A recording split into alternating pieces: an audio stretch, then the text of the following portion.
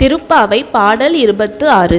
மாலே மணிவண்ணா மார்கழி நீராடுவான் மேலையார் செய்வனகள் வேண்டுவன கேட்டியேல் ஞாலத்தையெல்லாம் நடுங்க முரல்வன பாலன்ன வண்ணத்துன் பாஞ்ச சந்நியமே போல்வன சங்கங்கள் போய்ப்பாடு உடையனவே சாலப் பெரும்பறையே பல்லாண்டு இசைப்பாரே கோல விளக்கே கொடியே விதானமே ஆலின் இலையாய் அருளேலோர் எம்பாவாய்.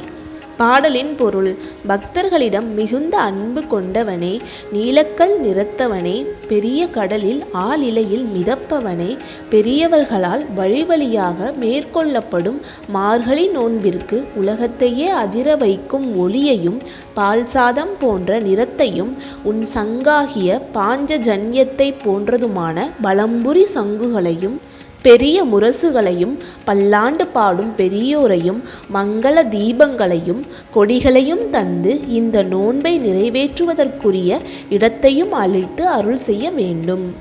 பாடலின் விளக்கம்: பாஞ்சஜன்யம் என்னும் சங்கை திருமால் ஏந்தியிருக்கிறார். இந்த சங்கின் கதையை கேளுங்கள். பஞ்சசன் என்ற அசுரன் சாந்தீபனி என்ற முனிவரின் மகனை கொன்றுவிட்டு கடலில் போய் மறைந்து கொண்டான். கிருஷ்ணர் அவரிடம் மாணவராக சேர்ந்தார். குரு தட்சணையாக தன் மகனை கொன்ற அசுரனை பழிவாங்க வேண்டும் என சாந்தீபனி முனிவர் உத்தரவிட்டார். கிருஷ்ணரும் பஞ்சசனை கொன்று அவனை சங்காக மாற்றி தனது கையில் வைத்து கொண்டார். அசுர சங்கு என்பதால் தான் குருஷேத்திர களத்தில் அதை ஊதும் போதெல்லாம் அதன் பேரொளி கேட்டு எதிர்ப்படைகள் நடுங்கின.